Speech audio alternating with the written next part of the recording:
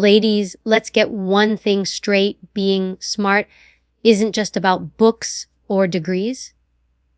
It's about how you move through life, how you handle yourself when things go sideways, how you walk into a room and command respect without saying a word. So today, I'm giving you 7 principles that can turn you from simply existing into thriving with purpose. 1. Know your value and never discount it. If you don't know your worth, the world will set your price and it will be a bargain bin special. You decide your value, you communicate it, you protect it, and you never, ever put it on sale to make someone else comfortable. 2. Master your emotions before they master you. A smart woman doesn't let people pull her strings like a puppet. She stays calm when others lose their heads. Control is power. And when you stay composed, you see things others miss, opportunities, lies, and truths. 3. Speak less, listen more. Most people speak to reply. A smart woman listens to understand and to gather information. Silence is your ally. It makes others reveal more than they intend. 4. Build unshakable boundaries.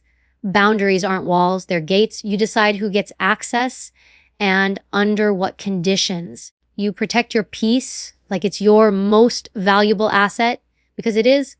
5. Stay financially independent. Money doesn't buy happiness, but it buys freedom, and freedom is priceless. Never put yourself in a position where you have to stay somewhere you don't want to be because you can't afford to leave. 6. Keep learning relentlessly. A smart woman is always evolving. She reads, she observes, she asks questions. She doesn't think she knows it all, but she makes sure she knows enough to never be at someone else's mercy. 7. Walk away without explaining. You don't owe the world an explanation for doing what's best for you. If a situation no longer serves you, exit gracefully, decisively, silently. Your actions will speak louder than your reasons. Ladies, these principles aren't theory, they're armor. The more you practice them, the less you'll need to fight battles because people will think twice before challenging you. Remember, the smartest women in the room aren't always the loudest. They're the ones who know exactly who they are and don't need anyone's permission to be heard. Knowing your worth is not a feel-good slogan. It is a strategic necessity. When you truly understand your value, you stop negotiating from a place of weakness and start positioning yourself from a place of strength. Most people allow the world to tell them what they deserve. They take whatever salary is offered, whatever respect is handed out, whatever love is given, and they accept it as if it's the natural order. But the truth is, people will treat you according to the value you place on yourself. If you treat yourself like a clearance rack item, don't be surprised when others bargain you down even further. Knowing your worth means you've done the work to understand what you bring to the table. You know your skills, your capabilities, your track record. You understand that your time is valuable, your knowledge is hard-earned, and your presence is not something just anyone gets to access. It's not arrogance. It's clarity. It's not about thinking you are better than everyone else. It's about refusing to be treated as if you are less than you are. This principle shows up in every arena of life, career, relationships, friendships, negotiations. In your career, it's knowing when the job you're in is underpaying you, when your skill set justifies asking for more, when the project they want you to take on is worth more than the token recognition they're offering. In relationships, it's recognizing when you're giving more than you're receiving, when you're being taken for granted, when you're carrying the emotional labor without reciprocity. In friendships, it's noticing when the support is one-sided, when the respect is conditional, when people only show up when it benefits them. The danger of not knowing your worth is that you become dependent on external validation. You wait for someone to tell you that you're doing well before you believe it yourself. You need constant approval to feel secure. And the problem with that is approval can be withdrawn at any moment. If your sense of self is built on the opinions of others, you've handed them the power to define you and to destroy you. When you know your worth, you negotiate differently. You don't rush to accept the first offer. You don't over explain why you're asking for what you're asking. You understand that people might push back, they might even walk away, and you're willing to accept that because you'd rather lose an opportunity than lose your self-respect. Knowing your worth also means setting a standard and then enforcing it. A standard is not a wish list, it's a line you do not cross. If you say you won't work for less than a certain rate, you don't make exceptions because you're afraid of missing out. If you say you won't tolerate disrespect, you don't suddenly overlook it because the person apologizes or promises to change. The moment you compromise on your standards, you teach people that your boundaries are negotiable. This principle is not about being rigid. It's about being rooted. You can adapt, you can evolve, but you don't shrink yourself to fit it into spaces that are too small for you. Sometimes this means walking away from offers, relationships, or opportunities that don't align with your value. And that's not loss. It's self-preservation. You are not obligated to accept less just because it's available. To know your worth, you first have to do an honest inventory. What are your skills? What have you accomplished? What unique qualities do you bring that others can't easily replace? Most people don't take the time to really answer these questions, which is why they undersell themselves. If you don't know the answer, how will you ever convince someone else? You also have to separate your worth from your circumstances, your current job title, your bank balance, your relationship status. None of these define your value. They might reflect a stage in your journey, but they are not the measure of your worth. A smart woman knows that her value comes from who she is, not just what she has at the moment. Another key part of knowing your worth is learning to say no without guilt. When you undervalue yourself, you say yes to things that drain you because you feel you can't afford to turn them down. You take on extra work without pay. You let people invade your personal time. You accept subpar treatment because you're afraid that speaking up will cost you something. But when you know your worth, you understand that saying no is not a loss. It's a filter. It keeps the wrong things out so you have space for the right things. Confidence plays a huge role here, but not the loud, performative kind. True confidence is quiet. It doesn't need to announce itself. It shows up in the way you carry yourself, in the way you speak, in the way you hold your position, even when others try to sway you. People pick up on that. They can sense when someone values themselves and they adjust their behavior accordingly. The truth is people test boundaries. They push to see how far they can go. They offer less to see if you'll take it. They treat you casually to see if you'll still show up. If you accept it, you've set the new standard. If you reject it, you've drawn the line. This is why knowing your worth isn't just an internal feeling. It's an external practice. You can't just believe you deserve more. You have to act like it. There will be moments when standing in your worth costs you something in the short term. You might lose a client, an opportunity, or even a relationship, but what you gain is far more important.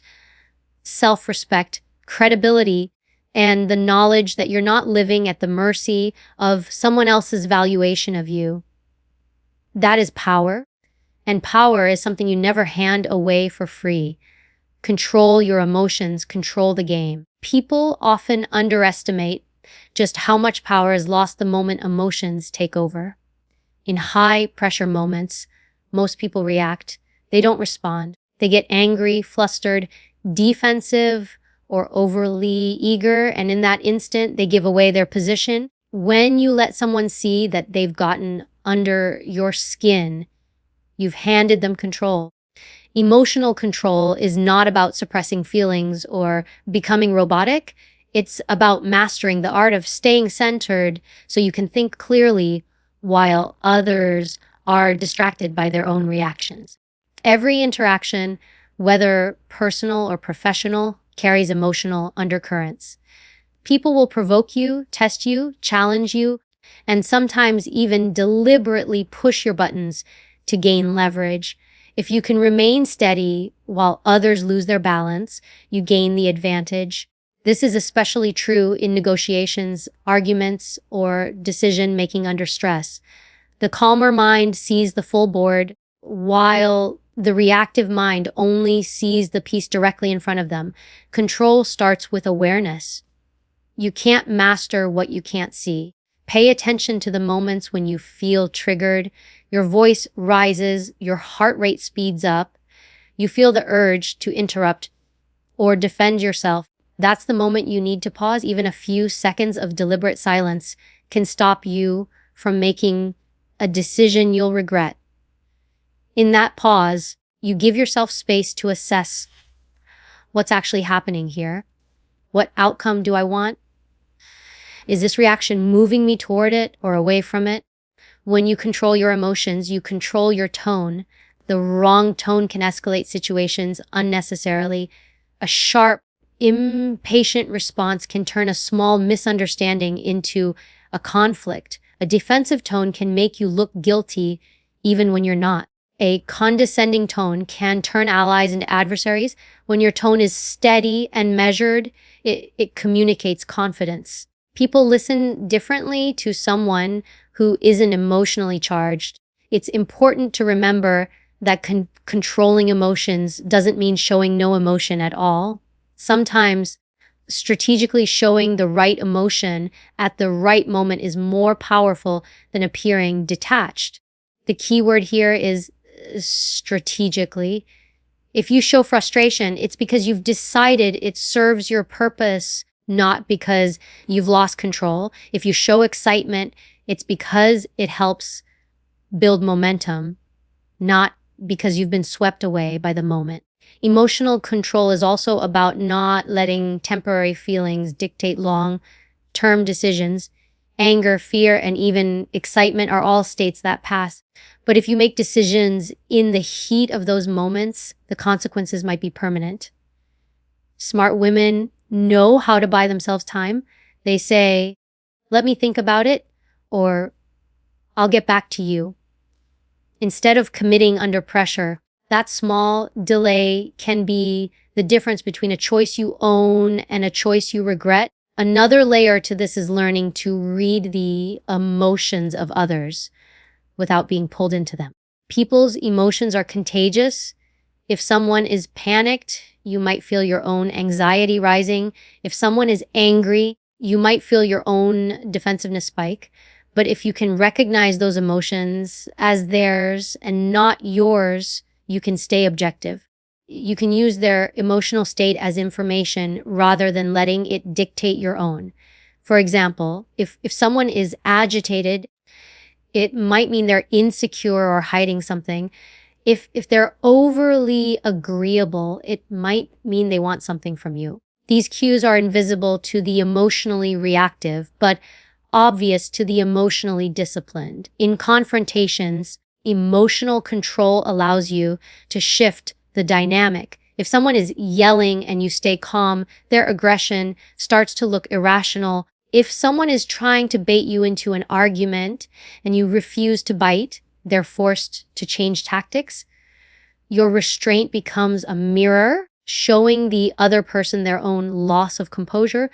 This principle also extends to self-talk. The way you speak to yourself in moments of pressure determines your ability to stay in control. If your inner voice is panicked, I can't believe this is happening, or this is terrible, your body responds with stress. But if your inner voice says, stay calm, you've handled worse, Let's assess. Your body follows that lead. You cannot always control what happens around you, but you can control the narrative you tell yourself about it. Emotionally intelligent women don't rely on sheer willpower to stay composed. They prepare. They rehearse difficult conversations. They visualize challenges. They anticipate resistance. This doesn't mean they script every word, but they've already thought through possible scenarios, which means fewer surprises that could knock them off balance. Preparation is emotional insurance. When emotions are in check, you can be both firm and flexible. You can hold your ground without becoming combative. You can change course without appearing indecisive. People often mistake emotional control for coldness, but in reality, it's the opposite. It's the ability to engage fully without being hijacked by the moment. It lets you respond from your best self, not your most triggered self. In leadership roles, this becomes even more critical. Teams, clients, and colleagues take their emotional cues from you. If you panic, they panic. If you overreact, they overreact. But if you remain composed even in chaos, you create a sense of stability. People trust those who don't crumble under pressure. They feel safer following someone who can navigate turbulence without losing direction. In personal relationships, emotional control helps you avoid unnecessary damage. Heated arguments often lead to words that can't be taken back. A controlled pause can prevent escalation. It allows you to address issues from a place of clarity rather than from wounded pride or temporary anger. Sometimes the smartest move is to step back, calm down, and return to the conversation when both sides can actually hear each other. The real mastery lies in knowing that emotional control is not a one-time achievement. It's a constant practice. Every situation is a test, and every reaction is a choice. The more you practice staying centered, the easier it becomes to hold your ground when the stakes are high. Over time, people start to notice. They realize you're not easily shaken, not easily provoked, not easily manipulated.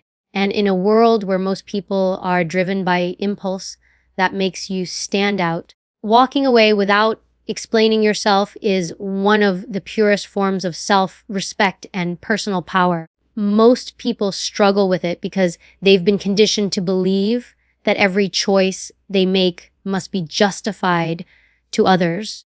They feel an urge to give reasons, to soften the exit, to seek permission before they leave. This habit is dangerous because it gives other people the illusion that they have the right to approve or disapprove of your decisions. The moment you start explaining yourself, you open the door to negotiation, persuasion, and sometimes manipulation. If your decision is final, there is no reason to leave it up for debate. Walking away is not about arrogance or dismissiveness. It's about recognizing when something no longer aligns with your standards, your values, or your well-being, and acting accordingly. It's a clear, decisive action that says you will not waste your energy on what no longer serves you. But doing this without explaining yourself requires a level of confidence that many people don't cultivate. It means being comfortable with the fact that others may not understand your choice and accepting that their misunderstanding is not your problem to solve. One of the biggest traps people fall into is over-explaining. They give detailed reasons for why they're leaving a job, ending a relationship, or setting a boundary, thinking that if they present enough evidence, others will respect their decision. But what often happens is the opposite. Those reasons are picked apart, challenged, or minimized. The conversation turns into a debate, and suddenly you're defending a decision you've already made. The truth is, explanations are often less about courtesy and more about seeking validation. When you explain, you're hoping for approval. Walking away without explanation means you've already given yourself that approval.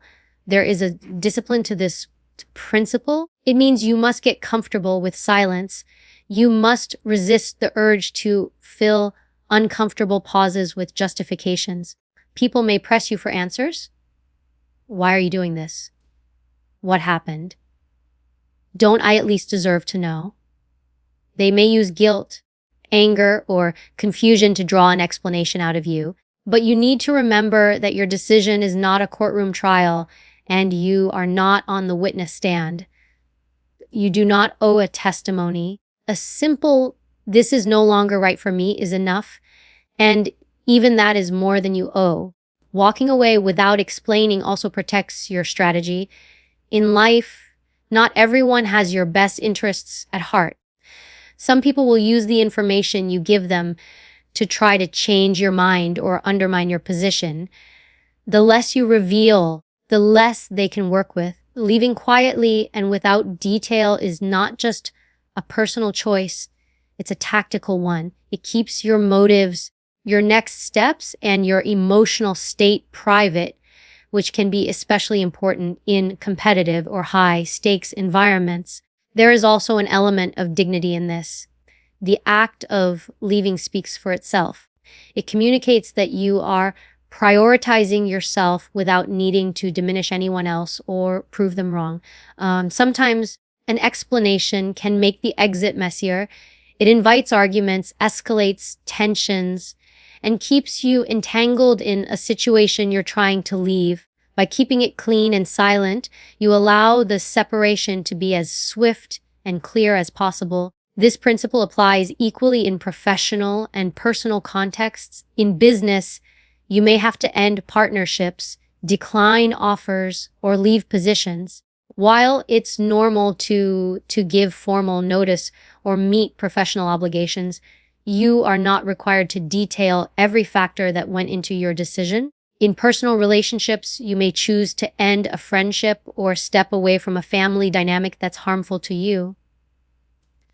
In these cases, explanations can become emotional traps, drawing you back into cycles you've already decided to break. Another benefit of not explaining is that it forces you to be internally certain before you act. When you know you won't be justifying your choice to others, you make sure that choice is solid in your own mind. You clarify your reasons for yourself, not for them. This builds self-trust. You stop second guessing whether you're allowed to leave because you understand that the only permission that matters is your own. The discomfort others feel when you don't explain is theirs to manage, not yours.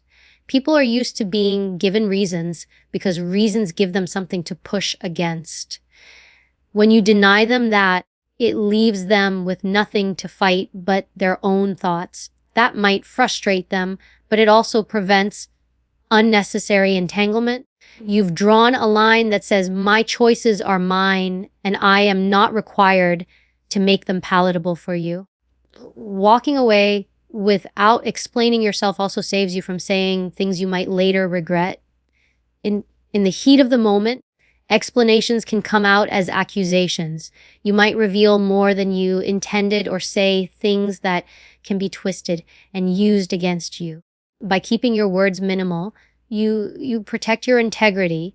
You don't give anyone ammunition, and you don't leave a trail of statements that can be revisited or reinterpreted later. This is not to say you should never communicate.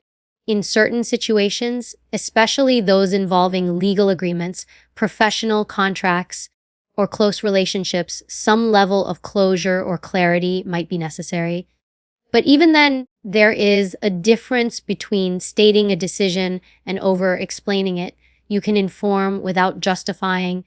You can end something without turning it into a debate. Ultimately, walking away without explaining yourself is about alignment. It's about living in a way where your actions are rooted in your own convictions rather than in the fear of how others will perceive them. It's about understanding that your peace of mind is more valuable than someone else's approval. It's about recognizing that every explanation you don't give is a declaration that you own your life, your time, and your direction.